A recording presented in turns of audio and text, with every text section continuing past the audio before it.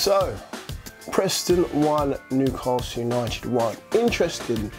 You can make a lot out of that, even though it's only a friendly, and I don't want people to be losing their heads over a draw with Preston.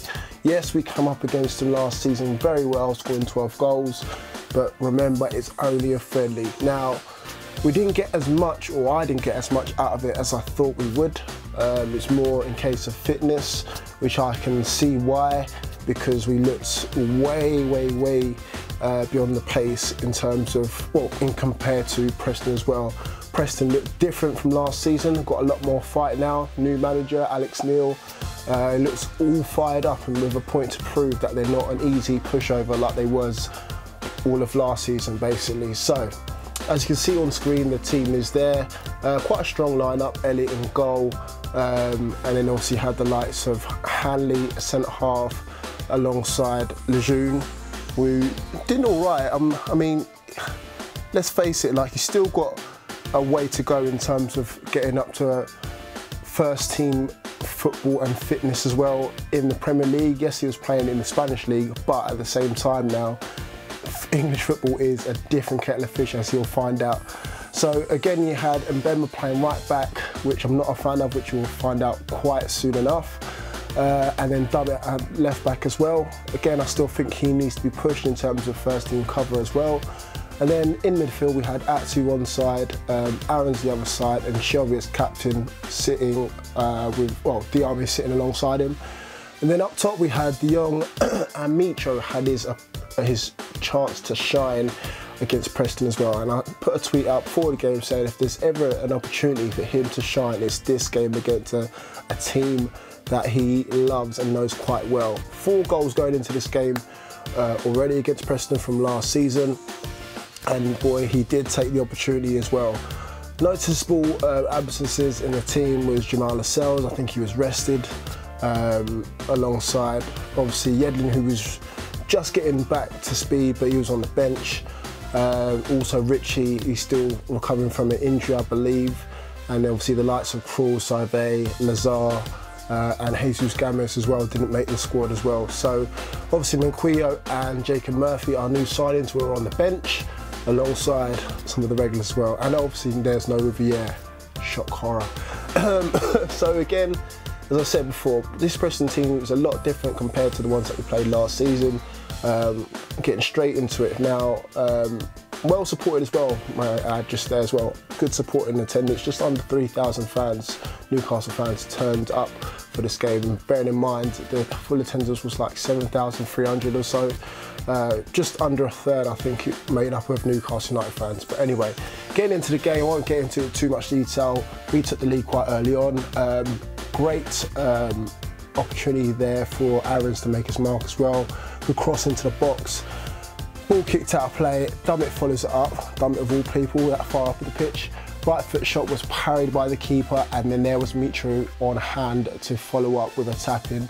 And as I said, great opportunity for the guy, and I'm happy now. So that's 5 goals in 4 games against Preston. Now, if we could play a team like Preston every week, Mitro would win the Ballon d'Or. I kid you not, but there you have it. It's not going his way so far up until now, but now is a great opportunity as ever. There's only really 2 recognised strikers at the club. You know, as I said, there's only Gale, who's pretty much got the #1 spot, and then there's Mitro. Mitro has to shine now. No Murphy, no Adam Armstrong. Perez is pretty much a number 10 now, so it's a secondary striker. So real out-and-out strikers, we've got Gale, Mitro. That's it. After that, obviously Preston was still going for it as well, grew into the game, and then they obviously got the equaliser there through Barkhuizen, I think I've pronounced that correctly. Poor header out, I must say, from Lejeune. Lejeune should have done better, but also Elliott, I think, should have come and claimed that as well. After that header, didn't clear the penalty area, and good finish by Preston, and that was it, 1-1, and that's how it stayed really. Second half, obviously rung the changes, 8 changes in total. Manquillo came on, and obviously Murphy made an appearance on the right wing, I believe, wearing the number 7 shirt, which is interesting because I'm hoping he can keep that shirt. Obviously shows, I think, there'll be more of a first team player rather than just one off the bench. And also Woodman made an appearance as well in the second half alongside Darlow, who started the second half, and then obviously Woodman came on throughout the end, towards the end of the second half as well. So, right, let's get into performances as well now. So we're starting off with the back line. Hanley's a no-go because, let's face it, he's gone. Looks a bit clumsy from what I could see off the website, watching the highlights back. Lejeune, as I said, still needs to get up to speed. Dummett, it's been there before. I still think he needs some sort of presence to make sure that he's on his game, because he might be thinking to himself, I've got this left back spot covered, when he hasn't. Hopefully Manquillo can push him. When he came on, he looked quite positive, Manquillo, so it's good to see him getting straight into things. I mean, he's used to this by now. He's with Sunderland last season, so he knows about the hustle and bustle. He doesn't really need to get up to speed with that sort of thing. It's just more getting used to Rafa's tactics and the way he runs things as well. Mbemba, now, Mbemba, this frustrates me because I do not want to see him at right back. I know we've kind of got a shortage of right backs. You know, Yedlin's there, we've just got in Manquillo. I don't want to see Mbemba at right back. I want to see him at centre half, or if not, defensive midfield. If you watch him play international duty, that's where he plays, and that's pretty much where he excels. I mean, I think if we don't get a defensive midfielder in, I think he could slot in there alongside Shelvey and Hayden, and maybe even let Shelvey go a bit further forward. He could slot in there and people would know none the wiser. But I definitely don't want to see him at right back. That's that. Moving on to midfield now. In terms of wingers, I'd love to see Ritchie and Murphy on both wings. Nothing wrong with Aaron's, don't get me wrong. Nothing wrong with that too. I just want to see it happen, see how we work, because, you know, in fact, Murphy and Aaron's, let's just see how we get on with those two first, because if we've got raw pace going down those wings, whipping in balls for Gale, whipping in balls for Mitrovic, there's no excuses there. You've got enough service there. That's what I want to see. In central midfield, I still don't think we've got the dynamics right. I don't think Colback's the right fit. I see a lot of groans and moans when Colback comes on, so I know he's not a fan favourite despite him being a local boy. Hayden does nothing wrong, but as I said before, if you put Mbemba in there, I would like to see that happen. I'd love to see that happen. All of these kind of square pegs and round holes during pre-season, not really a fan. I think play people to their strengths and let's see how they shine as well. Also, something I need to see as well, a plan B. We got found out all of last season, well, not all of last season, towards the end of last season, we just limped over the line. Let's see a change of formation. We all know, anyone who's got a level 1 coaching qualification and above knows that Rafa plays a 4-2-3-1 formation. We're going to be easily found out. If we've got the quality players, then yes, people can't stop us, but I still don't think we've got the quality. I still think we need to change it and have different formations for different scenarios. Like scenario A, we're chasing the game at Liverpool. It's 3-1, we're 3-1 down. We need the points. Do we still go for a 4-2-3-1? Of course not. We go for something like a 3-4-3. We go for it, go ho. You know, we're trying to close the game out against Swansea. We need the points. We're 2-1 up, 10 minutes to play. Do we still play 4-2-3-1? No, we just sit back defensively. We might play a 4-5-1 or something along those lines. Change it up. Use these games now. We've got Bradford coming up against Bradford on Wednesday. We've got a trip to Germany after that. Use these games. I'm hoping that we use these games now to experiment rather than doing the same formation. And even in the first 45 minutes as well, here's another thing. In the first 45 minutes, use the team that we're pretty much going to use. I can't see Hanley starting at centre half, and I can't see Mbemba starting at right back. So let's go with our first team, or close to it as possible, in the next 3 games, Rafa. Please, please, please, please. I know it's in Rafa, we trust and all that, but again, sometimes we can have an opinion without rocking the boat. Anyway, getting up top, here's my little 2 pence or 2 pennies worth. In terms of this kind of number 10 and striker role, I think De Jong and Gale work together well, and then I think Perez and Mitrovic work together well. So again, maybe that might be the 2 partnerships there as well.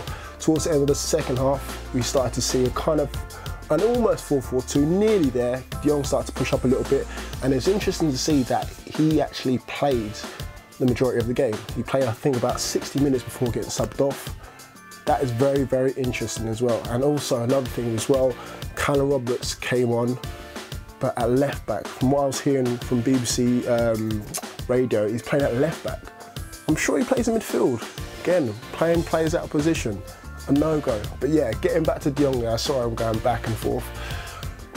I still think De Jong might have a future at this club. I think if we can save a few pennies or two, not getting this new number 10 and making De Jong our number 10 alongside Perez, it might actually work. He's showing the hunger, showing the determination now. It's just now got to put it into practice now going into this new season. Anyway, that's my review, my roundup of this game. I'm hoping that finally we can actually start moving forward and start experimenting using these games wisely, because I'm sure we did this last season and we didn't get off to the best of starts against Fulham and Huddersfield. We got found out against those two. Yes, we had a slow start, got into it, but the Premier League's unforgiving. We've got Tottenham coming up first game. We need to start using these time wisely now. Even within these training camps and all the rest of it now, use them wisely, because otherwise we're going to get found out and we'll be back in the Championship by next season. I'm not panicking, I'm just saying it makes sense to use a friendly to its full potential. That's all I'm saying now on that one. Anyway, more positive news. The under 23s, well done to you guys. I'll show you the highlights now, but before we do, again, watch out for Victor Fernandez.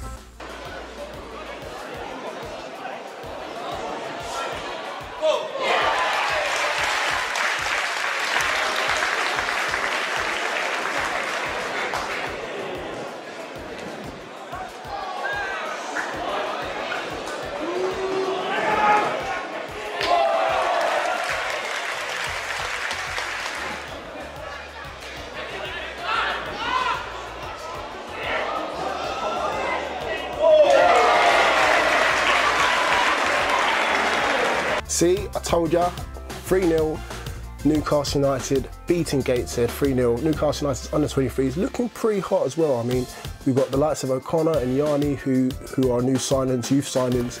They played their part as well. You saw Curtis Good in there as well. Gosh, he's still at the club. And as I said, Victor Fernandez, what a boy. He was out in training in Ireland with Rafa. He was part of the 27-man squad. Unlucky to not make the squad against Preston on Saturday, but again, things do work out sometimes better, dropping down a level if you like, to then shine, because I'm sure he would have had eyes on him at that level, especially the goal that he scored as well. And again, in terms of Callum Roberts, who's also in the 27-man squad, I think he come off the better Fernandez. So that's it, guys. Plenty of transfer rumours going around as always. Been linked with Wilshire, been linked with Roland, we've been linked with Andre Gray. I'm sure we're going to be linked with 10 million more people. It was also interesting to see that Rafa did come out and said that he needs to get rid of people, so he's actually owning up to saying this now, that up to about 6 people need to go. And it's interesting from the Chronicle that combining the under 23-man squad and the current squad, we've got about 60 players. Now 60 is way too much.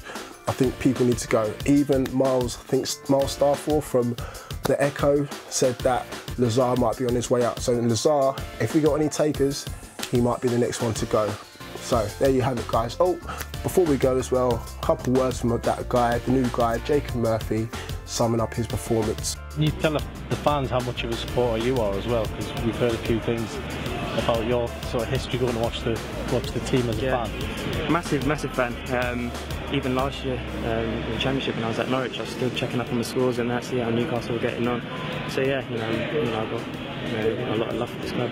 So when you pulled on that shirt, it must have been quite a nice feeling to have the badge on your chest. Yeah, it was nice to look down. It was 1.5 points. I just looked down and just reminded myself, what an achievement I've done to come and play for this club, and it will just keep spurring me on. And is number 7 the shirt you're looking for? There's a few famous players have worn that one.